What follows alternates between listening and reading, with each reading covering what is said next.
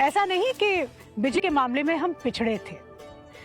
हमारे प्राचीन काल के जो साइंटिस्ट थे, जिन्हें हम ऋषि कहते थे, उन्हीं में से एक सबसे महत्वपूर्ण नाम है अगस्त्य ऋषि का। अगस्त्य ऋषि, जिनका उल्लेख रामायण और महाभारत में भी आता है।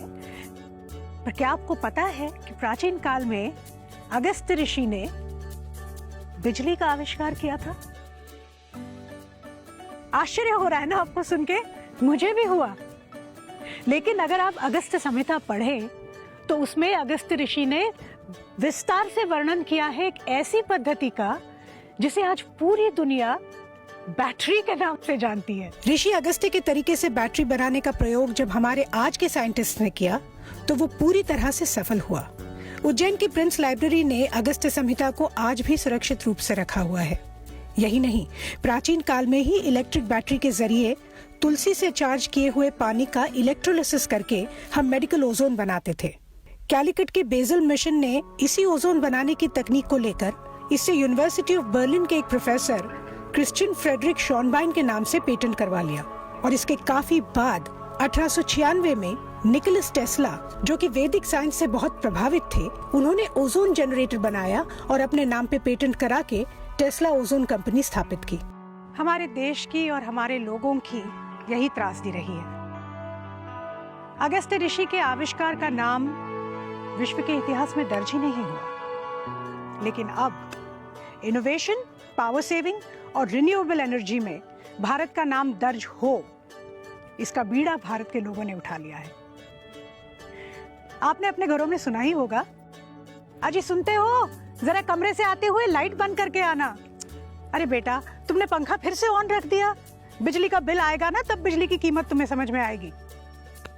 बिजली बचाने की समस्या हमारे मध्य वर्गीय घरों में हमेशा बनी रहती है। लेकिन इसी समस्या का एक क्रांतिकारी जवाब है एलईडी बल्ब्स। एलईडी बल्ब्स में बिजली की खपत कम होती है, इसलिए इसमें पैसे की बचत होती है। ये आमतौर से ठंडे रहते हैं, इसमें ज़्यादा गर्मी नहीं होती क्योंकि इसमें मर्क्यूरी यानी पारे का उपयोग नहीं होता। एक नॉर्मल इनकैंडेसेंट बल्ब जो होता है उसके मुकाबले ये 40 गुना ज़्यादा चलते हैं। मतलब जहाँ साधारण बल्ब 1000 घंटे चलता है, वहीं पे एलईडी 1,00,000 घंटे चलता है। और सबसे बड़ी बात यह है कि एलईडी बल्ब्स अब सस्ते हो गए हैं। इससे हमारा तो फायदा है ही, साथ में पर्यावरण का भी फायदा है। एलईडी बल्ब्स पावर सेक्टर में एक बहुत बड़ी क्रांति है। विंड पावर के निर्माण में भारत आज चौथे स्थान पर है और विंड पावर भारत में निर्मित सभी ऊर्जाओं में से सबसे सस्ती भी है। क्लाइमेट चेंज की लड़ाई में भी भारत सबसे अग्रसर है और ये हमारे लोगों की मेहनत और लगन ही है कि रिन्यूएबल एनर्जी हमारे देश में प्रोड्यूस करने के लिए आज 300 इंटरनेशनल और डोमेस्टिक कंपनियां यहां समर्पित हैं। प्रकृति को सुरक्षित रखकर, मनुष्य को सुरक्षित रखकर ऊर्जा के निर्माण में पूरे विश्व को राह दिखाने के लिए अब भारत पूरी तरह से तैयार है। जब समंदर में एक लहर उठती है तो उसे कोई नहीं रोक सकता। अगस्त्य ऋषि को इतिहास में अपना स्थान तो नहीं मिला, लेकिन भारत को अब एक नया भविष्य बनाने से कोई नहीं रोक सकता। ये थी भारत में ऊर्जा और बिजली की बात, आपकी बात, मेरी बात, हम सब की बात, भारत की बात। मिलजुल के और खुल के सच्चे भारत की बात।